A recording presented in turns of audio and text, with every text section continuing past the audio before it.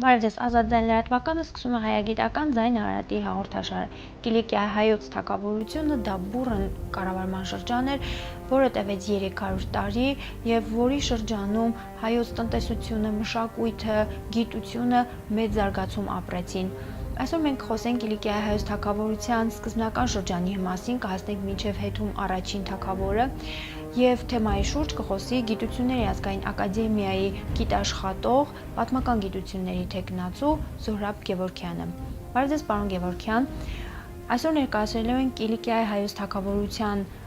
այդ պատմական շրջանը եւ կցանկանամ անցնել անմիջապես առաջին հարցին. երբ կազմավորվեց Կիլիկիայի հայկական թագավորությունը, ինչ տարածքներ էր ընդգրկում, ովքեր էին Ռուբենյանները, Ռուբենի եւ Կոնստանտինի մասին կցանկանամ, որ դուք ավելի մանրամասն ներկայացնեք։ 1045 թվականին, երբ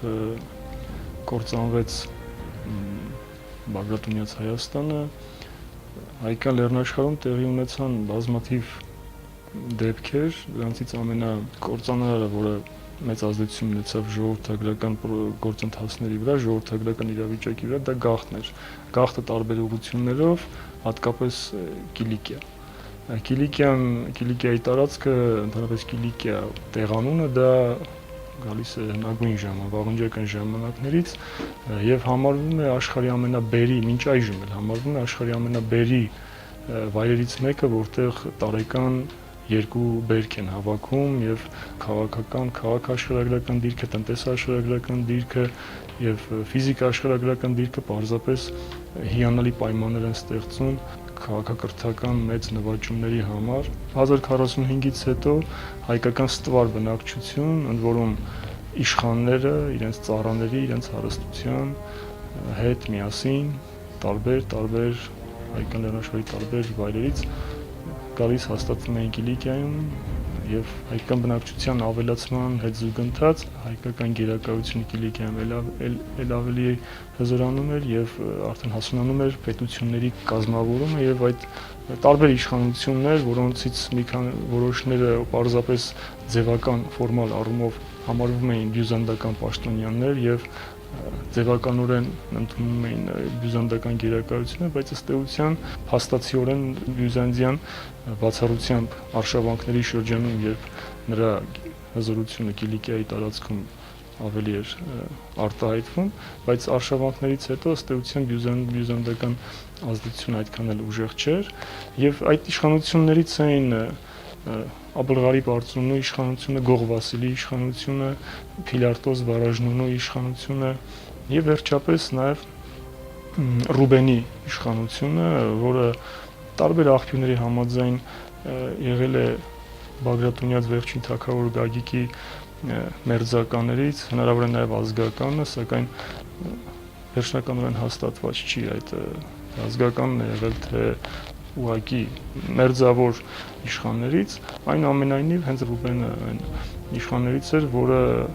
հաստատեց ամենակայուն հաստատուն իշխանությունը, որը հիմք դրեց ընդհանրապես հայկական պետականության սկզբնավորմանը եւ Կիլիկիայի տարածքում, ընդ որում երբ որ ասում ենք 300 տարի, շատերը ասում են, որ դա կարճ կյանք ունեցավ, բայց փորձենք մենք այսօրվանից ընդամենը 300 տարի հետ գնանք, մենք կհասկանանք, որ նման ահռելի ժամանակամիջոցում, նման տարածքում, որը պարզապես հազարավոր տարիների ընթացքում եղել է հզոր ուժերի, հզոր քաղաքակրթությունների բախման թատերաբեմ եւ նրա ամեն մի պատառ տարածքը եղել է կատաղի մրցակցության առարկա եւ հասկանում ենք, որ 300 տարի նման տարածքում պետություն կայացնելը եւ փայլուն հաջողություններ, ֆենոմենալ հաջողություններ ունենալը բոլոր բնագավառներում, մշակույթի, տնտեսության, քաղաքականության, բոլոր բնագավառներում պարզապես ֆենոմեն է։ Դա հայկական ֆենոմեն է, որից դեռևս հայկական իրականությունը օգտվելու շատ բան ունի։ Կիլիկիան ի տարբերություն բուն հայկական իրականության պարզապես հայտնվել էր իր ժամանակի գլոբալիզացիոն գործընթացների պարզապես կիզակետում։ Մյուս իշխանություններից էր նաև հատկանշական է Օշին իշխանի իշխանությունը, որը Կիլիկիայի տարածք էր եկել Արցախի Մայրած ջուր գյուղից եւ այստեղ հիմնել էր իշխանություն, որը հետագայում արդեն նրանից են սերում նույն լամբրոննացիները, օշինյանները, որոնք հետագայում արդեն դարձան հետումյաններ, որը հենց հիմք դրեց Հանձինես հետում առաջինի նոր արքայատոհմի։ Ռուբենի եւ նրա որդիների, նրա հաջորդների Կոստանդինի Թորոսի շնորհիվ պարզապես այդ փոքր իշխանությունը գնալով ընդարձակվեց, ցավոք սրտի աղբյուրները այդքան էլ շատ չեն վկայում նրանց գործունեության մասին, քանի որ դեռևս հայկական իրականությունը այդքան էլ մշակութապես դեռ ծաղկման շրջանում չէր, որպեսզի ի հայտ գային տարբեր պատմիչներ, որոնք գրեին նրանց գործունեության մասին, ընդ որում դեռևս խաչակրաց արշավանքը Ռուբենի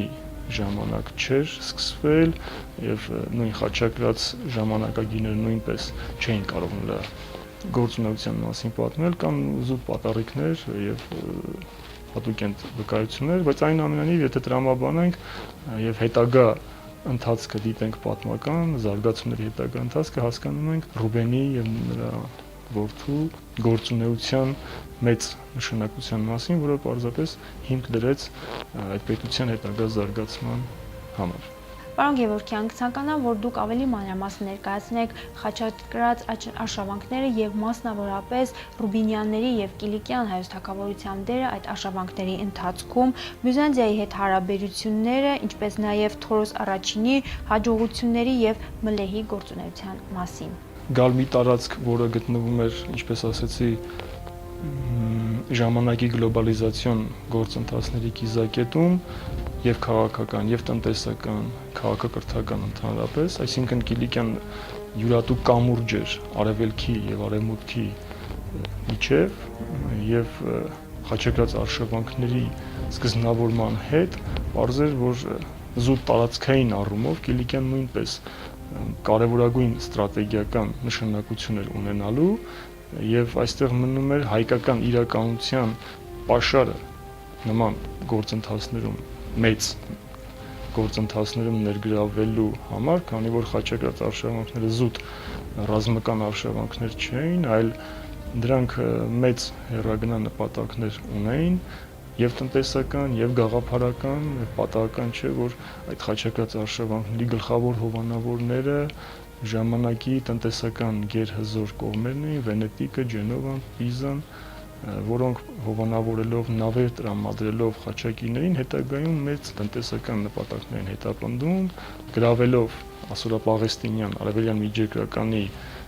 մեծ նավահանգիստները, խաչակիրները հետագայում նրանք մեծ թաղամասեր էին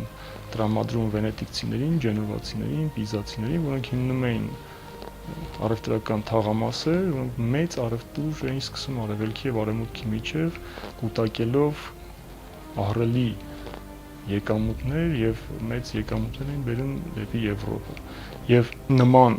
ռազմական, տնտեսական, քաղաքական գործընթացներում ներգրավելու համար պետք էր տվյալ իրականությունը, դիցուք հայկական իրականությունը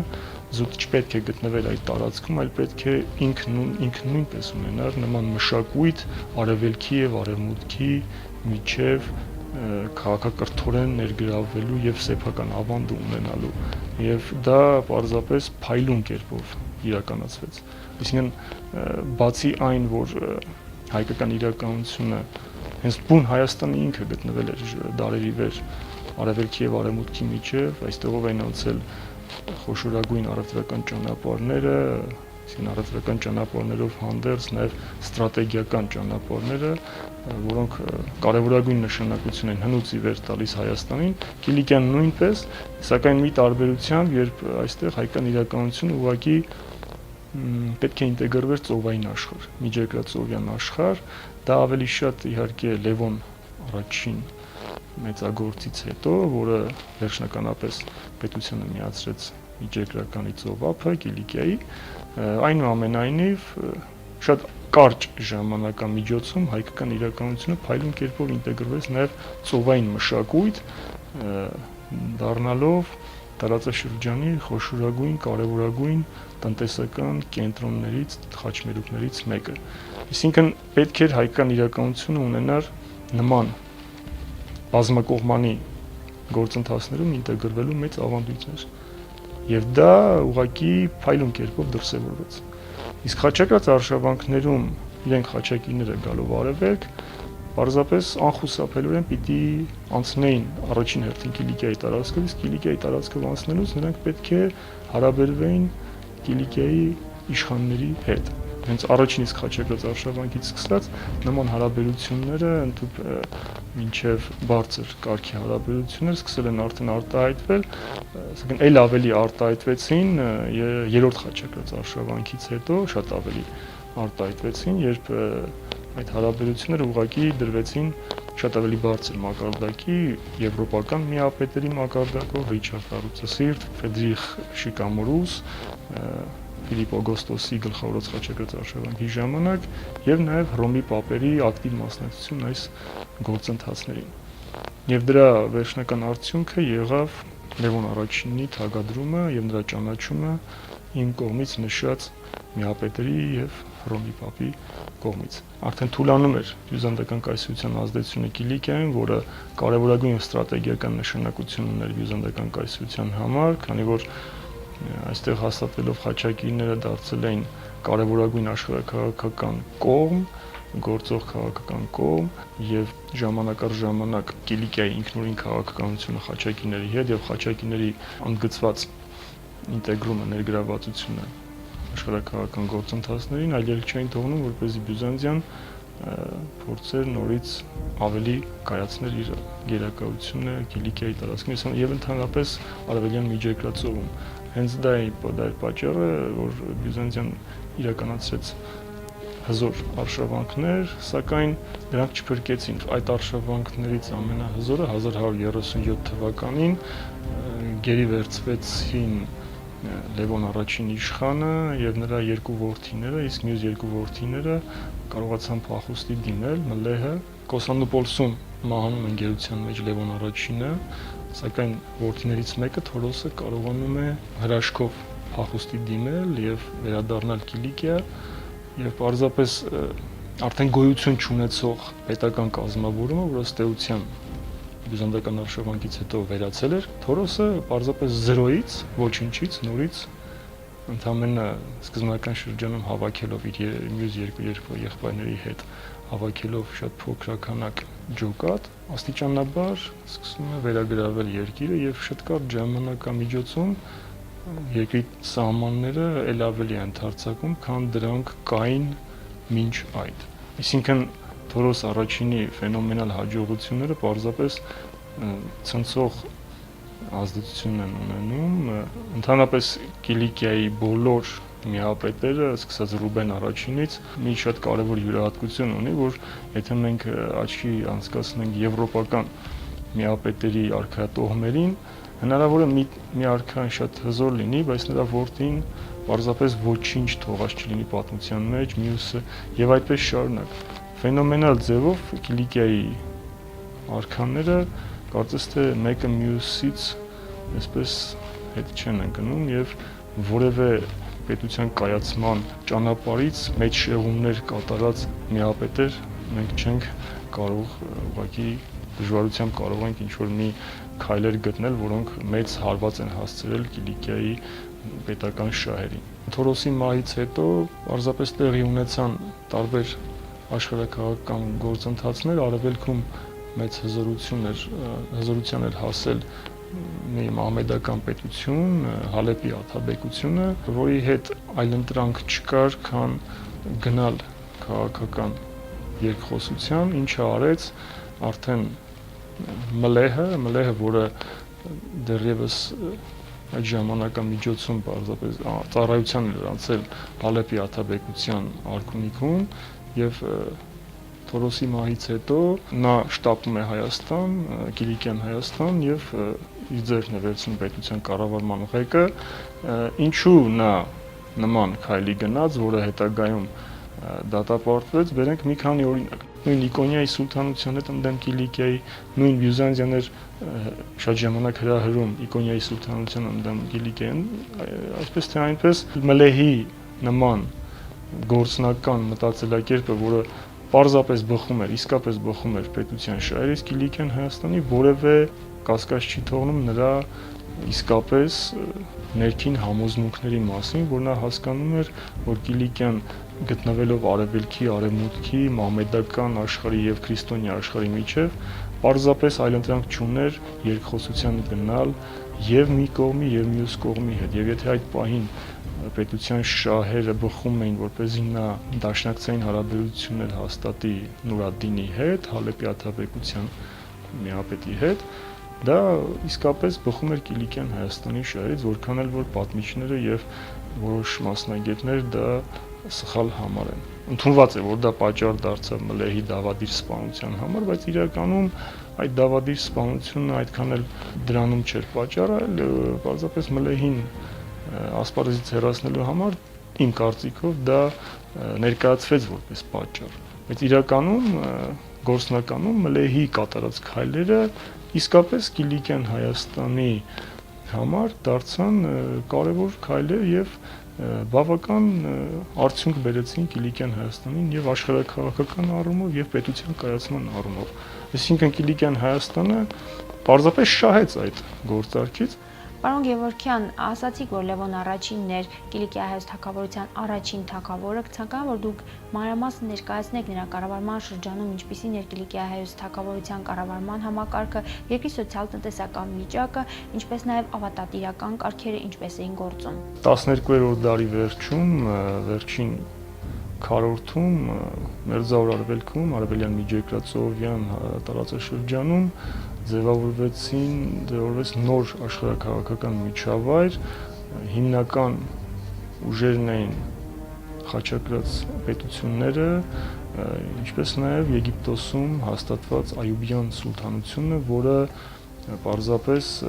նպատակ ուներ միավորել ամբողջ մահմեդական աշխարհը եւ իր հզորության գագաթնակետին հասավ Սալահ-ад-Դին սուլթանի օրոք, իր ճանապարհին ունենալով խաչակրաց պետությունները, նա նախ եւ առաջ պիտի նվաճեր խաչակրաց պետությունները, որը արդեն հենց այդ վտանգը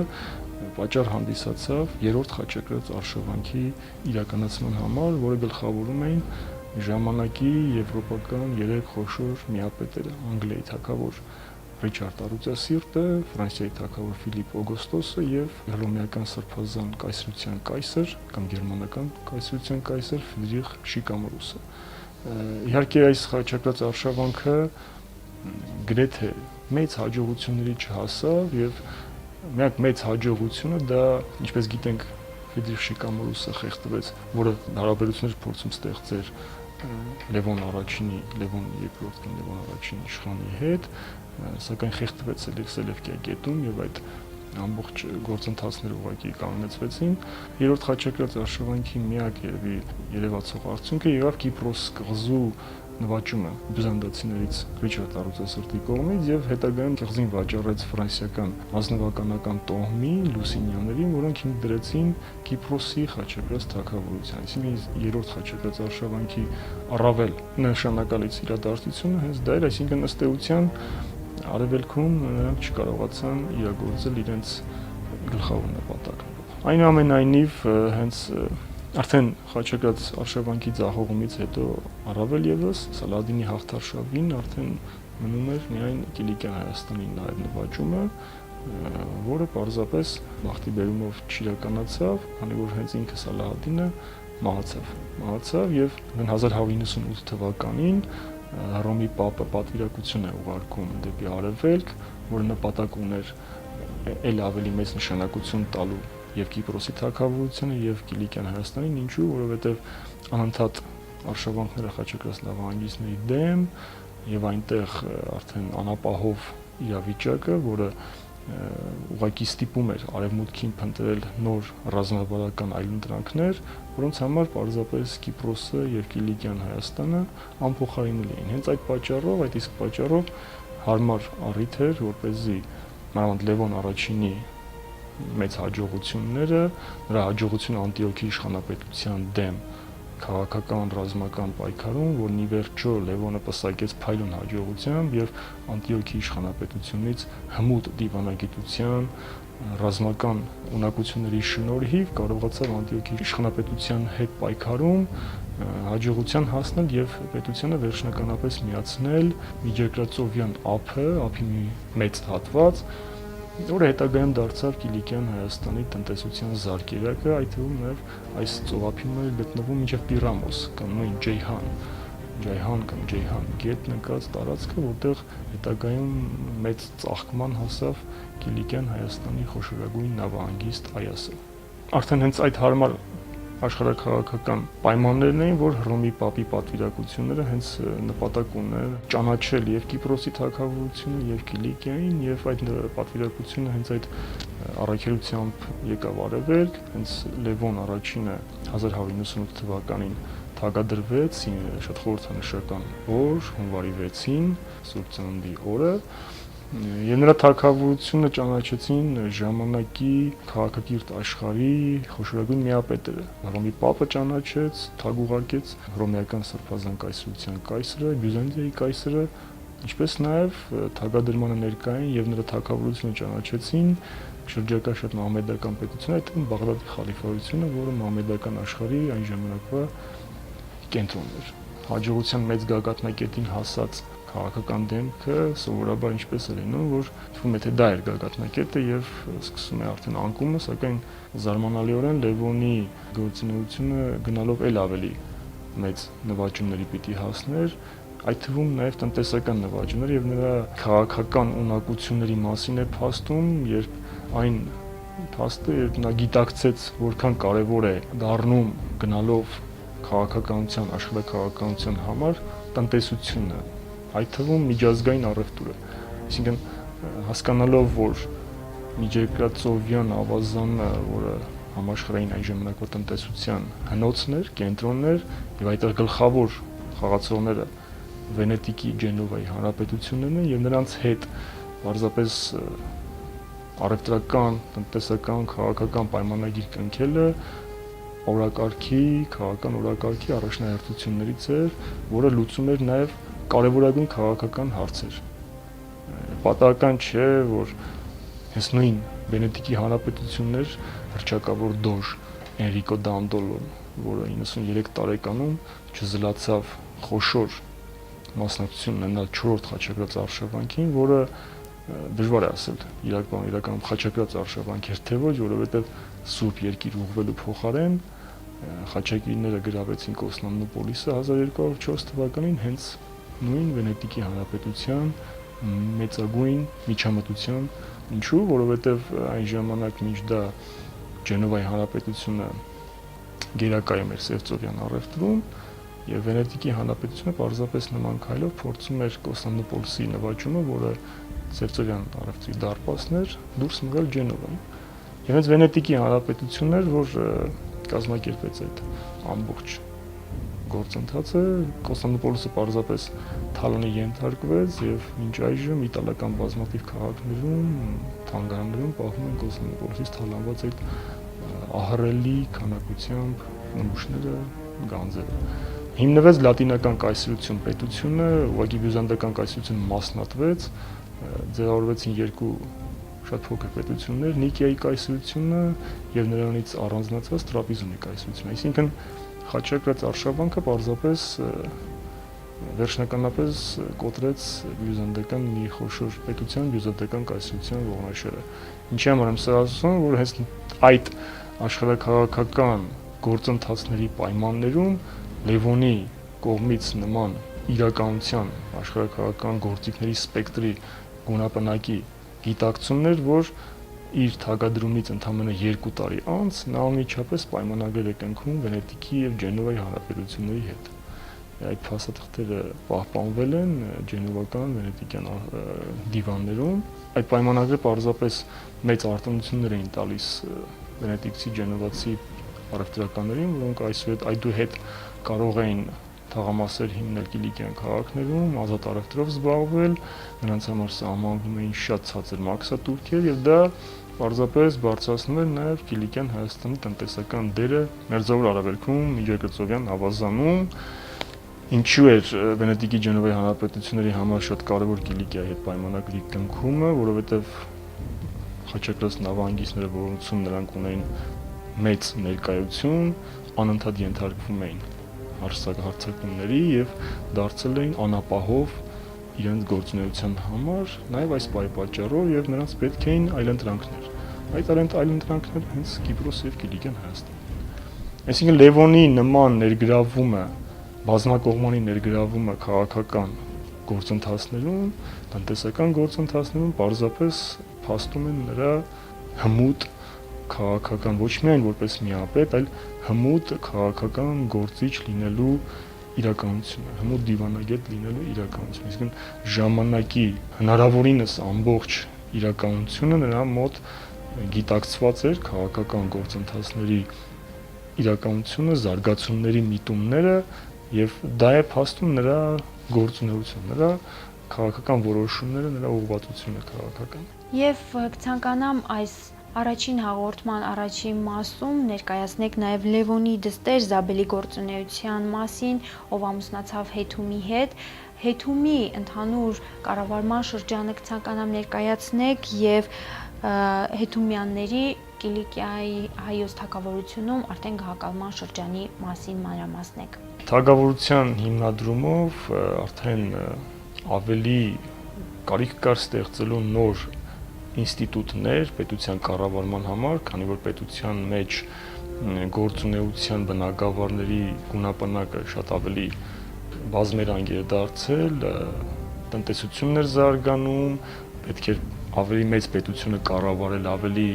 կատարելագործված հաստատությունների կողմից եւ պատահական չէ, որ գնալով գործակալությունների ցանկը գնալով ավելի ավելացավ եւ դրանք պարզապես գործում էին իրենց ժամանակի համար բավական կատարյալ ձևով։ Օրինակ կարող եմ բերել ֆինանսների նախարարությունը, Պրոքսիմոս կոչված այդ նախարարությունը, որը Կիլիկիայի բոլոր խոշոր տնտեսական կենտրոններում եւ Ծովափնյա եւ Լեռնանցքներում, որտեղ տեղակայված էին ոչ միայն ստրատեգիական նշանակության ռազմական կայաններ, ամրոցներ եւ այլն, այլ նաեւ տնտեսական կարևոր նշանակություն ունեին, մասնավորապես դեպի հարավ, դեպի Ասորիկ տանող Լեռնանցքը, Պորտելան կամ Դրունկ ասորված Լեռնանցքը, որտեղ տեղակայված էին կարևոր մաքսատներ, որոնք կոչվում էին բաժտներ, բաժտ դա հենց մաքսերից մեկն էր, եւ այդ բայժ կամ բաժտ դա տերմին էր եւ բաժտուն, այսինքն մաքսատուն կոչված կարևոր հաստատությունները կար նաեւ Գուգլակ Լեռնանցքում, որի միջոցով գնում էր ճանապարհը դեպի հյուսիս, դեպի Փոքր Ասիայի այլ տարածքներ եւ նաեւ մաքսատներ Կորիկոսում, Այասում, որոնք գործում էին պարզապես շատ համակարգված, փայլուն կերպով, ունեին իրենց պաշտոնյաները, որոնք հավաքում էին այդ ամբողջ հարկերը եւ մյուս բոլոր գործունեությունը։ Իհարկե այս գործակալություններից որոշները ունեին տարբեր անվանումներ, նրանց կառուցվածքը հիանալի սինթեզված էր արևելքի եւ արևմուտքի պետության կառավարման, ինչպես նաեւ հայկական պետության կառավարման ավանդույթներով, այսինքն այս սինթեզումը շատ կարևոր է յուրաքանչյուր քաղաքակրթության համար, որովհետեւ լինելով նման տարածքում պարզապես այդ իրականությունը իրավունք չունի չօգտվել քաղաքակրթական ավանդույթներից եւ պատահական չէ, որ Կիլիկյան Հայաստանի գործակալությունների անվանումների մեջ կան եւ եվրոպական անվանումներ, օրինակ Սպարապետությունը շրջանում Գունդստաբլ, Սպարապետին անվանում են Գունդստաբլ, որ եվրոպական անվանում է, կային արաբական անվանումներ եւ այլն, այսինքն պետության կառավարման համար վերնախավը հայկական Կիլիկյան Հայաստանի չէր զլանում օգտվելու բացի հայկական ավանդույթներից չէր զլանում օգտվելու նաեւ օտար տարածաշրջանի համար ավելի հմուտ գործակալությունների նախապետության կառավարման ավանդույթներից, ինչու, որովհետեւ ըստ էության ինքը Կիլիկյան հայկական իրականության համար չնայած հնուց ի վեր այստեղ հայկական բնակչություն եղել է, բայց այնուամենայնիվ մեն միջնադարից հայկական իրականությունը վերջնականապես, այսպես հիմնավորապես հաստատվեց այս տարածքում եւ ծովային իրականության մեջ պետք էր օգտվել անխուսափելիորեն այն քաղաքակրթությունների Եվրոպայի կամ արաբական, մամեդական աշխարհի, որոնք հնուց ի վեր այստեղ էին եւ ունեին իրենց այդ տարածաշրջանին հատուկ ավանդույթները եւ շատ մեծ քաղաքակրթական ներուժ պետք է ունենալ, որպեսզի նման հմուտ սինթեզ կատարել ազգայինի ներքին, այսինքն հայկականության ավանդույթների եւ արևելքի եւ արևմուտքի ավանդույթների հետ։ Այսինքն նման կարևորագույն սինթեզն էր, որ պարզապես բերեց քաղաքակրթական աննախադեպ մեծ թռիչքին Կիլիկյան Հայաստանում, այդ թվում նաև մշակութային, որը մենք անվանում ենք արծաթյա դար կամ հայկական երկրորդ մշակութային վերածնունդ, որի ըստ էության կենտրոնը հենց Կիլիկյան էր, որովհետև այդ վերածննդի կարևորագույն գործիչների մեծ մասը հենց իրենք Կիլիկիայի բնակիչներ են, Կիլիկիայում ապրողներ էին։ Շատ կարևոր էր Կիլիկյան Հայաստանում ավատատիրական կարգերի զարգացման մակարդակը, նորից կրկնեմ, որ պետության կառավարման, վարչական բաժանման եւ կառավարման համակարգում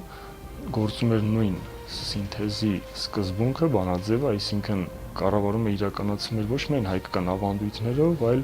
նաեւ շատ հմտություններ ներգրավում էին նաեւ արտաքին աշխարհից եւ պարզապես ավատատիրական զարգացման մակարդակի առումով Կիլիկյան Հայաստանը իր ժամանակի համար շատ կարևոր զարգացման մակարդակի վրա էր գտնվում, դա են վկայում ինչպես մասնավոր սեփականության շեշտումը տարբեր սկզբնաղբյուրների կողմից, այդ թվում պետության օրենսգրքերը, որոնք մշակվել են մեզ համար հայտնի շատ կարևոր հեղինակների կողմից, Մխիթար Գոշը, հետագայում Սմբաց Սպարապետը, որոնք իրենց օրենքներում իհարկե շատ են օգտագործել նաև հայկական իրականությանը հատուկ օրենքներ, այնպես էլ տարածաշրջանի համար շատ ավելի հարմար օրենքներ, այդ թվում մասնավորապես օրինակ նույն Սմբաց Սպարապետը շատ օրենքներ փորձել է ինտեգրել հայկական իրականություն Անտիոքյան ասիզներից, որոնք խաչակրաց պետությունների կողմից էին օգտագործվում այդ օրենքները, բյուզանդական օրենսգրքերից եւ այլն, այսինքն սա ոչ թե պարզապես ժամանակի պահանջն էր, այլ հենց սրա գիտակցումն էր հայկական իրականության կողմից, որ պետք էր այդ ամբողջ քաղաքակրթական ավանդույթները մեկտեղել եւ ստեղծել կատարյալ պետության համար իր ժամանակի համար հնարավորինս մշակված համակարգ, հենց հանձինս որի Կիլիկյան Հայաստանի կայացումը եւ զարգացումը նման տևական ժամանակամիջոց վերցրեց։ Դա է վկայում նաև զարգացած քաղաքների առկայությունը, գյուղատնտեսության այդ զարգացում, այսինքն նման զարգացում կարող էր ապահովել հնարավորինս զարգացած վարչական բաժանումը, պետության ներսում էլ ավելի համակարգված իրականությունը, որը կոմունիկատիվ առումով, հաղորդակցության առումով միմյանց միջև ավելի թափանցիկ էր ստեղծում կապը քաղաքի, գյուղի, ընդհանրապես պետության կյանքը էլ ավելի համակարգված գործունեության դաշտեր բերում։ Ինչպես գիտենք, Լևոնը չուներ արական գծով ժառանգ եւ նրա միակ ժառանգորդը նրա դուստր Զաբելն էր։ Իհարկե մինչ այդ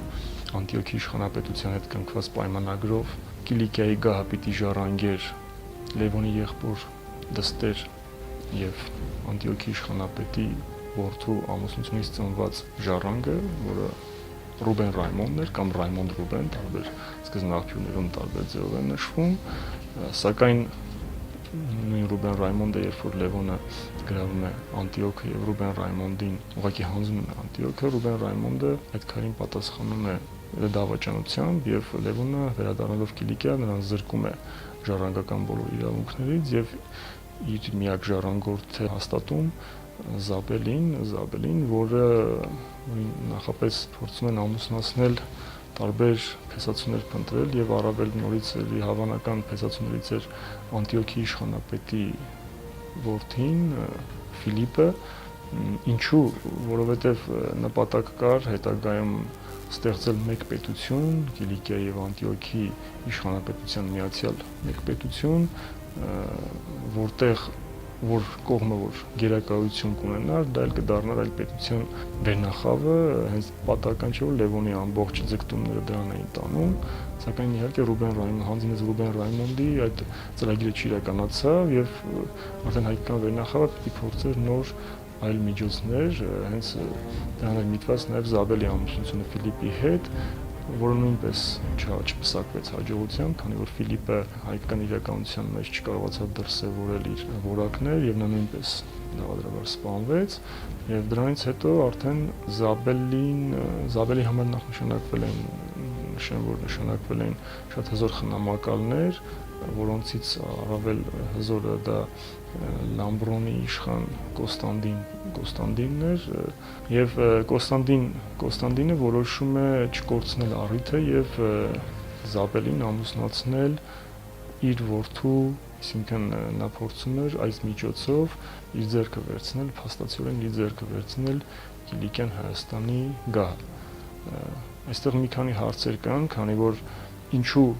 Կոստանդին Պայլը չամուսնացրեց Զաբելին, չձգտեց ամուսնացնել Զաբելին իր ավագ որդու հետ, Սմբատ Սպարապետի հետ, որը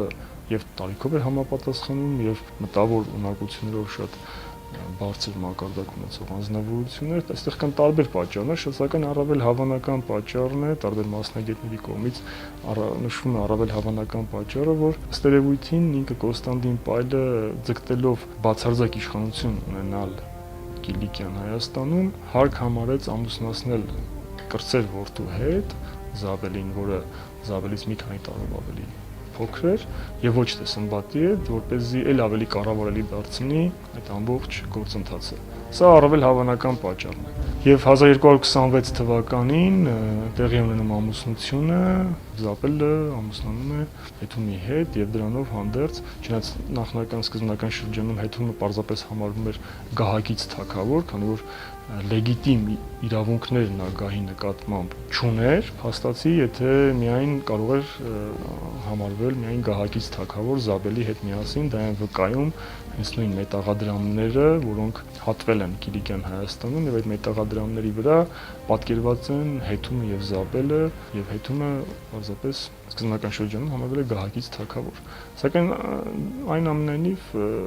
գիտության մեջ ընդունված է համարել, որ Հեթում առաջինից սկսած Կիլիկիային հաստատվել է նոր արքայատոմ, դա Հեթումյանների արքայատոմն էր։ Թվում է, թե Կոստանդին Պայլի ազդեցիկ ներկայության պայմաններում դժվար կլիներ կայանալ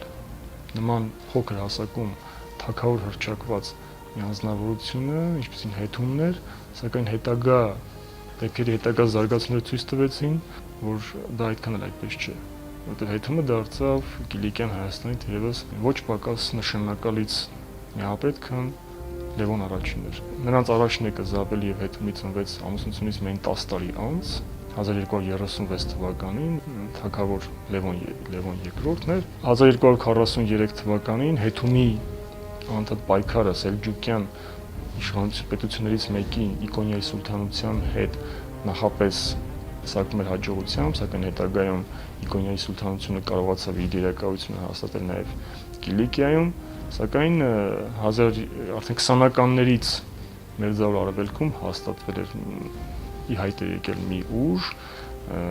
որը մոնղոլներն են սկզբնական արշավանքներից հետո պարզապես հեռացել էին, սակայն 1243 թվականին Իկոնիայի սուլթանության եւ մոնղոլական բանակի միջև տեղի է ունենում խոշոր ճակատամարտ, Քյոսեդաղի ճակատամարտը կամ որ նույնը տարբեր աղբյուրներում նշվում է Չմանկատուկի ճակատամարտ, որտեղ մոնղոլները պարզապես ջախջախում են սուլթանության բանակը եւ հենց այս բեկումնային իրադարձություններ, որ դրանից հետո Կիլիկյան Հայաստանի ներգրավվածությունը տարածաշրջանի աշխարհաքաղաքական գործընթացներին ստանում է բոլորովին այլ որակ ու տեսք։ Անմիջապես Կիլիկյան Հայաստանից պատվիրակություն է ուղարկվում մոնղոլների հետ բանակցությունների համար, որը կնքվում է հաջողությամբ եւ մոնղոլական բանակը չի ներխուժում Կիլիկյան Հայաստան, սակայն այդ ամենը հիմնավորապես ամրագրելու համար դեռ պետք է լիներ շատ երկար գործընթաց։ Դրա համար կային տարբեր պատճառներ, Հեթում առաջինը ուղարկում էր եղբորը Սմբատ Սպարապետին մոնղոլական կայսրություն եւ Սմբատ Սպարապետը վերադառնալով հայտնում է Հեթումին, որ մեծ խանը ցանկանում է, որ Գույուկ խանը ցանկանում է, որ Հեթումն ինքը ներկայանա մեծ խանի արքունիքը կարակորում։ կառավարում է մոնղոլական կայսրության մայրաքաղաքներ։ Սակայն հետումը վարանում է, այսինքն վարանում է ոչ անհայտ պատճառներով։ Կային տարբեր պատճառներ, նախ հետումին պետք էր հիմնավորապես համոզվել, որ մոնղոլները վերջնականապես հաստատվել են Մերձավոր Արևելքում եւ այդ դաշնակցային հարաբերությունները պարզապես մոնղոլների հնարավոր հեռացման պարագայում չեն դրդի Իկոնիայի սուլթանությանը, որոնք պարզապես ուղղակի այդ ժամանակ թշնամական մեծ հարաբերությունների մեջ են Կիլիկյան Հայաստանի հետ եւ նման պարագայում անմիջապես կներխուժեն Կիլիկյան Հայաստան եւ դա ավելի հետևանքներ կունենա պետության համար։ Այսինքն հետումի պետք էր հիմնավորապես համոզվել, որ մոնղոլական գերակայությունը վերջնականապես է Մերձավոր Արևելքում։ Հետո մահանում է Զապել Թագուհին, ապա նաեւ մահանում է Գույուկ խանը։ Ինքը Գույուկ խանն է մահանում եւ մոնղոլական կայսրության արքունիքում սկսում են ինչպես միշտ գահակալական կռիվներ եւ հետո միայն Մանգու խանը, Չինգիզ խանի թոռներից մեկ ուրիշը, երբ նա դառնում է մեծ խան, նորից հրավեր է ուղարկվում հետունին, որ նա պետք է ներկայանա մոնղոլական կայսրության մայրաքաղաք եւ այստեղ արդեն այլընտրանք չկար։ Հետո պետք է ճանապարհվեր կառակորում, որովհետեւ Կիլիկյան Հայաստանը պարզապես ժամանակի ամենահզոր, աշխարհի ամենահզոր մարդու եւ ամենահզոր պետության դեմ ոչինչ չուներ անելու, ինչպիսին էր մոնղոլական կայսրությունը, որը հասել էր գրեթե Ադրիատիկ ծովի ափերը եւ սպառնում էր ամբողջ Եվրոպային, նույնիսկ Հռոմի Պապի, Ֆրանսիայի թագավորի պատվիրակություններին, ձեռնունայն էր բաց թողում իր մոտից, եւ հետումը ճանապարհվում է մոնղոլական կայսրության մայրաքաղաք։ Հետումի այս ամբողջ առաքելությունը պսակվում է փայլուն հաջողությամբ։ Ոչ միայն այն, որ հետումի դիվանագիտական ունակություններն են, այլ այդ ամբողջ բանակցություններում հետումը պետք է ներկայացներ այն ամենը, ինչ հետաքրքրելու էր մոնղոլներին, կոնկրետ մոնղոլական կայսրին, մոնղոլական մեծ խանին։ Նախ նշենք, որ մոնղոլները ընդհանրապես տարածաշրջան էին եկել մեծ մասամբ ոչ միայն գերակայություն հաստատելու, այդ գերակայության մեջ նրանք շատ տեսնում էին հարստություն, ինչպիսի քաղաքական հաստատներ պիտի բերեր, եթե տրամաբանենք, երկու սկզբն աղբյուրներում նման բանակցությունների ամբողջական, այսպես բովանդակությունը չկա, այնուամենայնիվ ինչպիսի փաստարկներ պետք է բերեր հետումը, որպեսզի գրավեր նման ձևով գրավեր մոնղոլական մեծ խանին, Մանգու խանին, այն դեպքում, երբ ինչպես նշեցի, եվրոպական պատվիրակությունները պարզապես ձախողվեցին։ Կիլիկյան լինելով արևելքի եւ արևմուտքի միջև փայլուն ռազմավարական նշանակություն էր ստանում մոնղոլների համար, ինչպես քաղաքական Եվրոպայի հետ հարաբերություններում, որի համար Կիլիկյանն ուներ դեռ մինչ այդ արդեն մեծ ավանդույթներ, այնպես էլ տնտեսական, որը շատ մեծ նշանակություն ուներ մոնղոլների համար, որը հետագայում արդեն արտահայտվում է քաղաքական զարգացումների տեսքով, եւ այս ամբողջ գունապնակը, բանակցությունների նյութի գունապնակը փայլուն կերպով ներկայացվում է հետումի կողմից եւ դրան գումարած նաեւ դիվանագիտական այն գրագիտությունը, որով դա առնում է հետումը, պայմանագրային կետերը, որոնք ստորագրվեցին, պայմանավորվածությունները, որոնք կնքվեցին հետումի եւ Մանգու խանի կողմից, պարզապես ցնցող տպավորություն են թողնում, ընդ որում այդ կետերում ներառված են ոչ միայն Կիլիկյան Հայաստանի շահերը,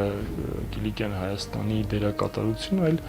կետերից մեկը մասնավորապես վերաբերում է տարածքում ապրող բոլոր քրիստոնյաները, ոչ թե հայկական հայոց եկեղեցու հետևորդները, այլ ընդհանրապես բոլոր քրիստոնյաները ունեն ապահովություն։ Այսինքն հետումը հասար նրան, որ նման խոշոր պայմանագրում աշխարհի այն ժամանակվա համար մեկ կերպարի հետ հասավ նրան, որ կնքվեց կետ, ներառվեց մի կետ, որը վերաբերում է ընդհանրապես ամբողջ քրիստոնեական աշխարհին։ Բանակցությունների արդյունքը արդեն ամրագրվեց քաղաքական հետագա զարգացումների ժամանակ։ Իհարկե այդ պայմանագրում ներառված էին նաև զուտ Կիլիկիային վերաբերող կետեր, որոնք ապահովության, ռազմավարական կարևոր նշանակություն էր տրվում Կիլիկիային։ Կիլիկիան ապահովված էր մահմեդական պետությունների հարձակումներից, ինչ հնարավոր էր այդ բանակցություններում ստանալ, հետումը փաստացիորեն ստացավ, հետումը վերադառնում էր, արդեն իսկ սկսվեց իրագործվել այդ պայմանագրի կետերը։ Չինգիզ խանի ևս մի թոռ Հուլավուն, որը Մանգու խանի եղբայրն էր, արդեն միաժամանակ հետում հետ միաժամանակ շտապում է արևելք մեծ զորքի հետ, որպեսզի այստեղ վերջնականապես հաստատի մոնղոլական գերակայությունը, գրավում է Բաղդադի խալիֆայությունը 1258 թվականին, կործանում է Բաղդադի խալիֆայությունը Բաղդադի գրավումով, իսկ Բաղդադը կարևոր ռազմավարական նշանակություն ուներ։ Մայրաքաղաքը տեղափոխվում է Թավրիզ եւ հիմնվում է այն ժամանակվա մոնղոլական պետություններից մեկը, Իլխանություն կոչված պետությունը, որը պետք է դառնար Մերձավոր Արևելքում մոնղոլական ներկայության գլխավոր գրավականը, գլխավոր կողմը։ Հենց որի հետ էլ Կիլիկյան Հայաստանի հարաբերությունները մոնղոլական կողմի հետ ընթացավ մի քանի տասնամյակներ։ Եվ ինչու՞ն էր կարևորը Բաղդադի գրավման, որովհետև Բաղդադը համարվում էր նաև այն ժամանակվա առևտրական խոշոր ճանապարհների կարևորագույն հանգուցակետ, որտեղից ճառագայթաձև ճանապարհները գնում էին դեպի Խաչատրած նավահանգիստներ եւ Թավրիզը հռչակելով մոնղոլական այդ պետության մայրաքաղաք, պարզապես այդ ամբողջ ստրատեգիան տեղաշարժվում էր ավելի հյուսիս եւ այս դեպքում մոնղոլական կողմը կախվածության մեջ էր գցում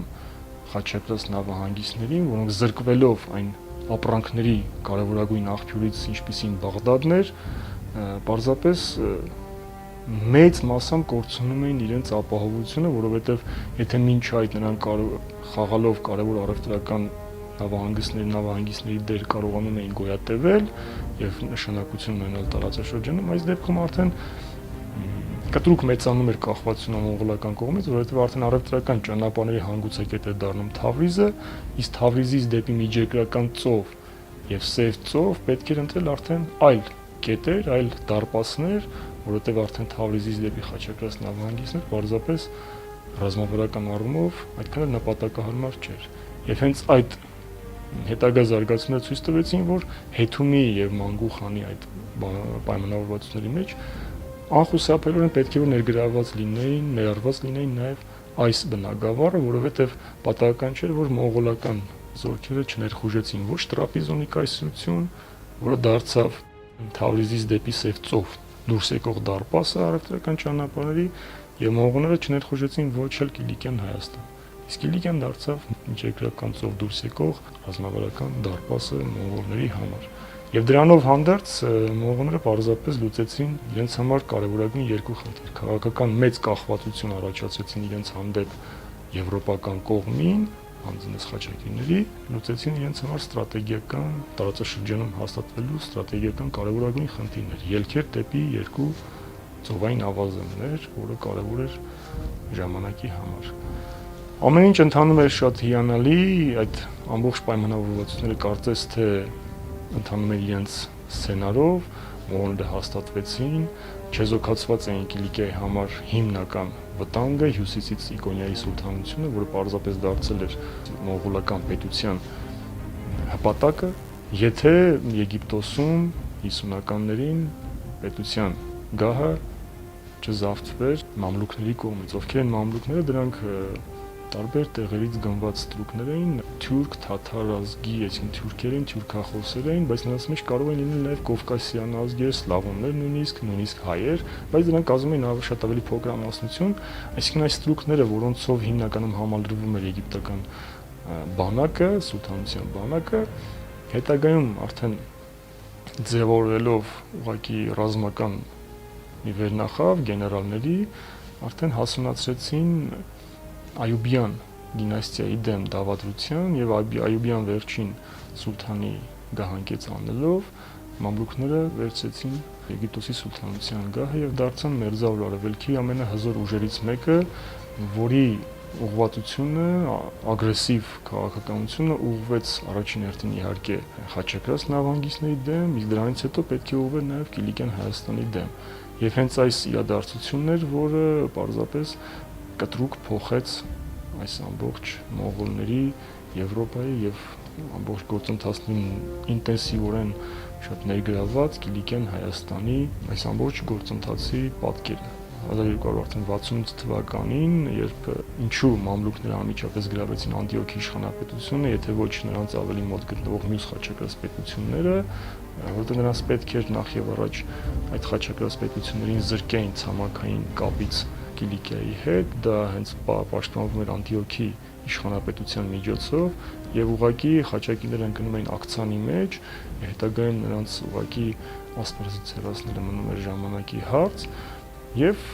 Անտիոքի իշխանապետության վերացումից հետո ագրեսիվ քաղաքականության հզոր ուժը ուղղվեց Կիլիկյան Հայաստանի դեմ, ձեռնարկվեցին մի քանի արշավանքներ, որոնք պարզապես բեկումնային ձևով, շրջադարձային ձևով փոխեցին այն բոլոր տեսլականները, այն բոլոր ծրագրերը, որոնք հետումը արդեն ուներ եւ հենց արդեն մամլուքյան արշավանքը, երբ որ մոնղոլները ջախջախիչ պարտություն կրեցին ասորիքում մամլուքներից, որին մասնակցում էին նաեւ հայկական զինված ուժեր, դա արդեն շրջադարձային նշանակություն ունեցավ եւ պատահական չէ, որ այս արշավանքից հետո, երբ գերվեց հետում առաջինի որդին, որը Լևոնը, որը իհարկե փոխանակման միջոցով հետ վերադարձվեց, սակայն արդեն հետումի մոտ ծայրաստիճան հիասթափություն էր փաստացիորեն եւ պատահական չէ, որ այս արշավանքից հետո Լևոնի վերադարձից անմիջապես հետո հետումը գնում է Վանք եւ այնտեղ էլ շատ կարճ ժամանակ անց